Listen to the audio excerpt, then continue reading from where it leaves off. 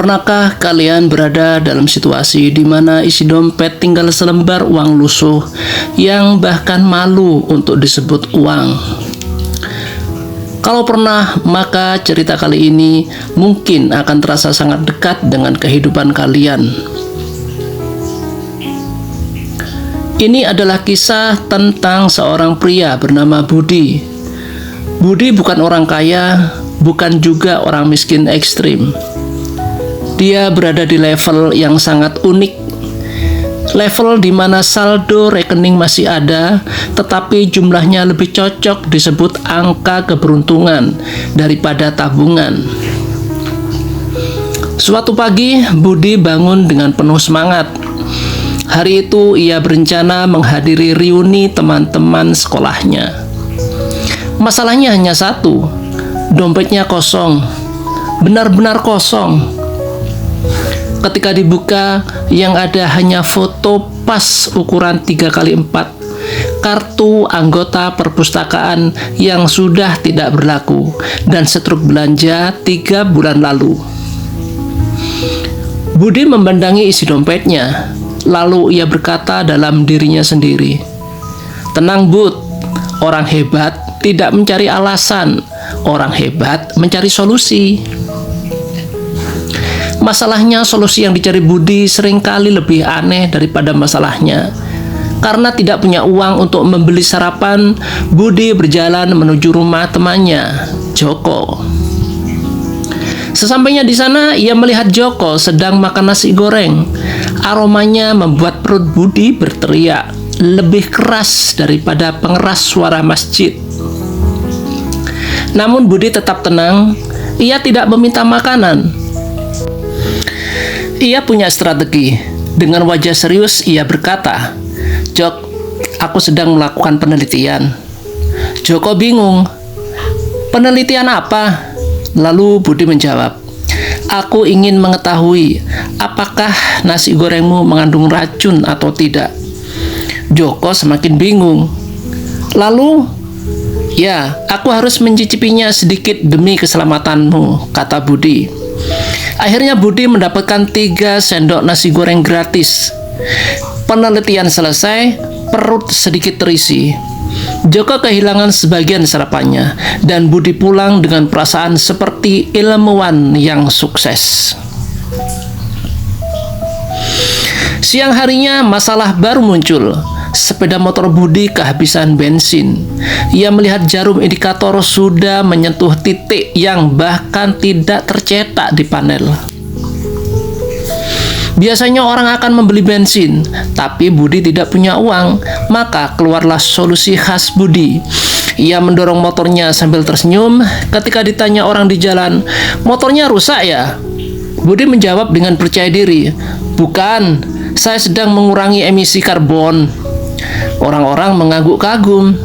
Padahal kenyataannya ia sedang mengurangi penggunaan bensin karena memang tidak punya uang untuk membeli bensin. Sore hari Budi mendapatkan undangan nongkrong dari teman-temannya. Tepatnya di sebuah kafe yang terkenal mahal. Budi panik. Kalau tidak datang, ia dianggap menghilang. Kalau datang, ia tidak punya uang. Namun seperti biasa, Budi tidak pernah kehabisan akal. Sesampainya di kafe, teman-temannya langsung memesan makanan dan minuman. Sementara Budi hanya duduk tenang. Lalu seorang pelayan datang. "Mas, mau pesan apa?" Budi melihat menu. Harga kopi termurah setara biaya hidupnya selama 2 hari. Dengan tenang ia berkata, "Saya tunggu dulu." 15 menit kemudian berlalu, pelayan datang lagi. "Mau pesan sekarang, Mas?" Budi tersenyum. "Saya masih menikmati suasana." Lalu pelayan pergi. 30 menit kemudian datang lagi. "Mau pesan sekarang, Mas?" Budi menjawab, "Saya sedang menghayati desain interior." 1 jam kemudian, Budi masih belum memesan apapun. Teman-temannya mulai curiga. Akhirnya ia berkata, "Jujur saja, aku sedang menjalani program detox digital dan detox konsumsi," kata Budi. Padahal sebenarnya ia sedang menjalani program detox dompet. karena memang tidak ada uang di dalamnya. Malam harinya Budi pulang.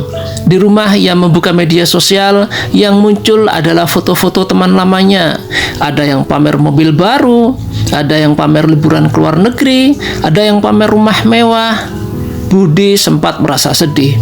Namun tidak lama, karena ia memiliki bakat luar biasa, yaitu menghibur dirinya sendiri. Lalu ia berkata, "Kalau mereka pamer mobil, aku pamer kemampuan berjalan kaki. Kalau mereka pamer rumah besar, aku pamer kemampuan menemukan colokan listrik di mana saja. Kalau mereka pamer saldo rekening, aku pamer saldo keberanian." Dan entah kenapa, setelah mengatakan itu, Budi malah tertawa sendiri. Hari berikutnya keadaan semakin sulit. Tagihan listrik datang, tagihan internet datang, dan uang masih belum datang. Budi menatap langit-langit rumah. Lalu muncul ide yang menurutnya sangat cemerlang. Ia membuat tulisan besar di dinding kamarnya. "Tidak semua masalah bisa diselesaikan dengan uang." Lalu ia tersenyum. Beberapa menit kemudian ia sadar, memang benar, tapi sebagian besar tagihan ternyata memang harus dibayar dengan uang. Meski begitu, Budi tidak menyerah. Ia mulai mencari pekerjaan tambahan. Ia membantu tetangga membersihkan halaman, membantu mengangkat barang, menjadi kurir dadakan, apa saja yang bisa menghasilkan uang halal. Sedikit demi sedikit penghasilannya bertambah. Tidak besar memang, tapi cukup untuk membuat isi dompetnya kembali bernafas.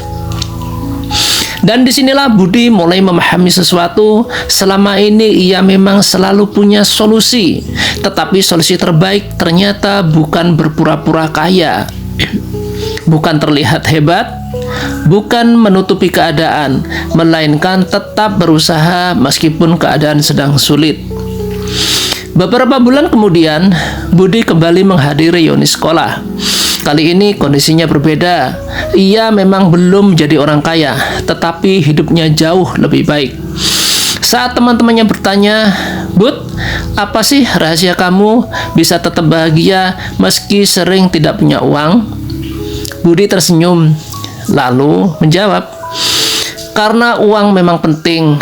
Tapi kalau sedang tidak punya uang, jangan sampai kehilangan akal sehat, rasa humor dan semangat untuk berusaha." Semua orang tertawa. Salah satu teman bertanya lagi, "Kalau sekarang isi dompetmu berapa?"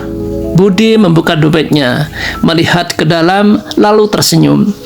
"Masih tidak banyak, tapi setidaknya sekarang ada isinya." Semua tertawa semakin keras. Dan itulah pelajaran dari kisah Budi. Kadang hidup memang tidak selalu memberi kita banyak uang. Kadang dompet kosong, kadang rekening menipis, kadang keadaan terasa berat.